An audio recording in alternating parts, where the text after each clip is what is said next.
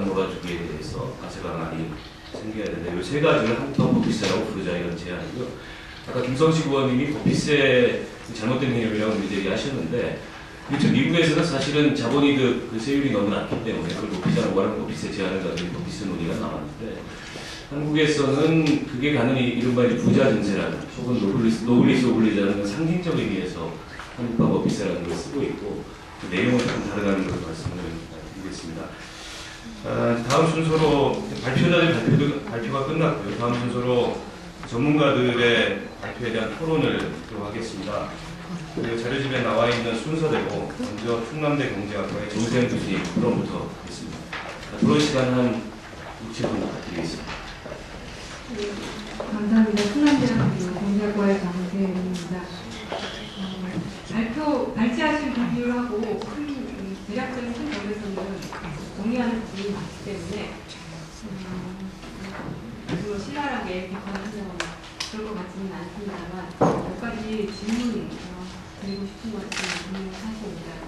정동영 의원님께서 이 법피스의 이름이 좀 잘못됐다, 원래는 좀 부유세라든가 부자 증세 이렇게 하는 것이 적절하지 않았을까. 여기에 대해서 김성식 의원님께서는 부유세나 부자 증세는 좀 아닌 것 같다, 그렇게 말씀하셨는데, 저도 사실은 중간 정도라고 해야 될까요? 원래 이름은 보다 더 좋은 것은 복지를 위한 사회 통합세 이런 것이 아닐까 싶습니다. 현재 저희의 시대적 과제가 복지 확대에 있는 것이고, 이 복지 확대를 위해서는 당연히 이제 재원 마련이 필수적인데, 재원을 어떻게 마련할 것이냐, 어떻게 마련하는 것이 효율적이고 공평하냐, 이런 질문이 제기가 되는데, 현재 저소득층 같은 경우에는 양극화 현상이 심화로 인해서 어떤 재원 마련에 기여할 만한 능력이 없는 것이 사실이고, 그렇다고 한다면 공평성 혹은 효율성 이런 차원에서도 그 소득세 아니면 법인세 출구관을 만들어서 재원을 마련하는 것이 현재로서는 맞는 방안인 것 같고, 그렇다고 한다면 그러니까 사회 통합세라고 한다면 그것이 꼭 부유하기 때문에 부자이기 때문에 내는 세금은 아니다, 이런 생각을 합니다. 그리고 이것을 좀 더 큰 틀에서 보면 현재 이제 한국 경제의 재정부수 정책의 기조가 변화해야 될 그런 시점에 있다고 생각을 합니다. 현재까지는 그 재정정책의 기조가 성장 위주로 그렇게 운영이 들어왔는데, 그래서 지출 측면에서는 복지보다 SOC라든가 경제를 활성화시키기 위해 여러 가지 프로그램들에 지출이 많이 들어왔고, 그다음에 조세 측면에서는 어떤 시장의 작동을 방해해서는 안 된다라는 의미로 역진적인 그러한 조세 실세가 집행이 되어 왔는데, 이러한 것들이 과거에 성장 우선적인 정책들이 어떤 효과를 발휘했을지 모르지만 한국 사회가 일정 정도의 경제 성장을 이룬 현 단계에서는 이 패러다임 자체의 변화가 요구되는 것 같습니다. 저희가 예전보다 더 오래 살게 되었고, 그래서 오래 살게 된 그런 새로운 유형이라든가 가족의 해체라든가 아니면 구조조정이 빨라지기 때문에 그 직업 훈련이라든가 이런 데 재원이 많이 들어가는 것들, 이렇게 경제 패러다임이 바뀌었기 때문에 재정부의 정책의 기조가 바뀌어야 합니다. 그런 관점에서 큰 틀에서 저희가 재정정책과 조세정책을 새롭게 개혁한다, 그러한 큰 틀 하에서 현재의 이 소득세법과 법인세법의 개정이 이해되어야 한다고 생각합니다.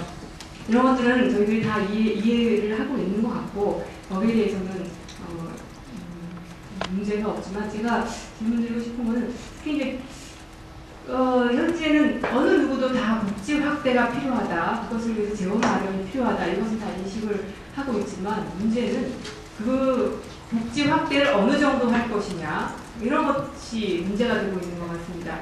김성식 의원님께서 우리가 현재 저부담 저복지 사회인데 고부담 고복지로 갈 수는 없으니까 중부담 중복지 이런 체제로 가는 것이 어떻겠느냐, 그리고 이것에 대해서 국민들의 동의나 합의를 이끌어내는 것이 필요하다 이렇게 말씀하셨는데, 중부담 중복지라고 하는 것을 어느 정도 수준으로 잡으시는 건지 그것이 궁금합니다.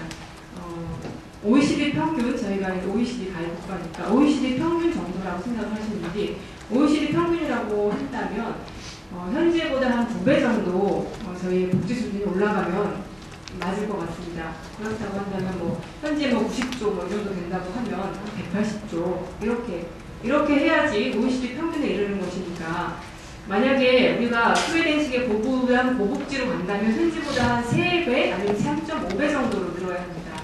그것은 힘들겠죠.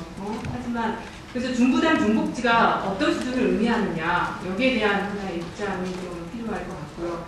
만약에 OECD 평균 수준을 우리가 실현하려고 한다, 빠른 시일 내에 라고 한다면 분명히 현재 그 최고구간, 소득세법이나 법인세 최고 구간을 만드는 것만으로는 절대 할 수 없는 일입니다. 왜냐하면 그렇게 해서 1조, 2조 이 정도의 돈 가지고 할 수 있는 것이 아니기 때문에, 그렇다고 한다면 저희의 세제 시스템 전체를 근본적으로 개혁해야 될 그런 상황에 처하게 될 텐데, 그러한 여러 가지 면에서 주식 양도 차익에 대해서 과세를 해야 된다, 등등등에 대해서도 인식을 같이 하는 것 같지만, 그렇게 근본적으로 세제를 중부담, 중복지 선진국에 맞출 정도로 개혁하는 것, 그런 것들에 대해서 다른 분들 어떤 것 찬성을 하시는지 궁금하고, 그렇다고 하면 하나의 원칙은 필요할 것 같습니다. 그래서 많이 논의되는 원칙이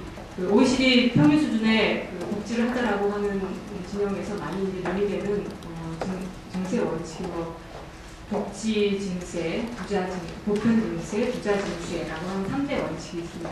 그래서 증세를 하는 이유는 복지 확대에 있고, 그리고 보편적인 복지를 하기 위한 것이므로 보편적으로 다 기여를 해야 하지만, 수직적 공평성을 생각한다면 부자가 무진적으로 조금 더 기여해야 한다. 이러한 것을 저희가 증세 원칙이라고 생각할 수 있다면, 다른 분들은 어떤 증세 원칙을 생각하고 계시는지 이런 것들이 궁금해요. 시간이 짧은데 하나만 더 여쭤보면, 글쎄요, 저기 김성식 의원님 자꾸 제가 의원님 말씀드리지만, 지난 정부에서 양도소득세는 좀 과하지 중과세는 좀 강하지 않았나 이런 말씀을 하셨지만, 저는 그건 이렇다고 생각합니다. 예를 들어 설탕 누구에게나 필요한 생필품인데 설탕 공급을 독점하고 있는 사람이 있다. 그래서 설탕 가격을 올렸다 내렸다 해서 막대한 이익을 누린다. 그럼 정부가 개입을 할 수 있습니다. 그런 경우에는 설탕을 시장에 팔지 않으면 정부는 필요하니까, 생필품이니까 어쩔 수 없이 이제 그 개입을 멈추게 된다거나 하겠죠. 저희 나라에서 이 부동산이라고 하는 거는 그렇게 현재 소유가 아주 불공평한 상태에 있고, 이것은 사람이 살아가기에 정말 필요한 생필품인데도 불구하고 독점적인 그런 상태에 있습니다. 양도소득세를 중과세를 매겼을 때 사람들이 집을 팔지 않으니까 이것이 거래가 정체된다라고 했는데, 왜 그러냐?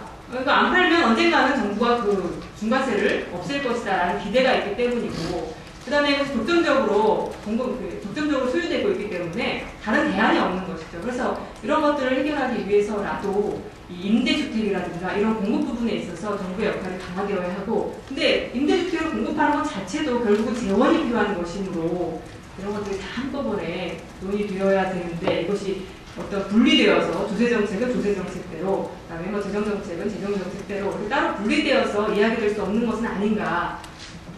사소한 부분에 있어서 이렇게 사소한 부분에 있어서 발제하신 분들과 차이가 있고, 큰 부분에 있어서는 동의한다고 저의 토론을 간단히 말씀드리겠습니다. 예, 고맙습니다. 대체적으로 발표자들의 의견에 동의하지만 몇 가지 질문이 있다는 점을 질문을 마지막에 정리해 주신 대로 3가지 내용입니다. 소득세, 법인세 최고 기간을 신설하고 세율을 높이자라는 것과, 그다음에 이 자본이득에 대한 과세, 특히 개인 간의 상장 주식 양도 차익에 대한 과세가 오랫동안 문제 제기됐음에도 불구하고 여전히 이루어지지 않고 있는데 빨리 개선해야 된다는 것과, 마지막에 재벌 대기업의 회사기획 조치나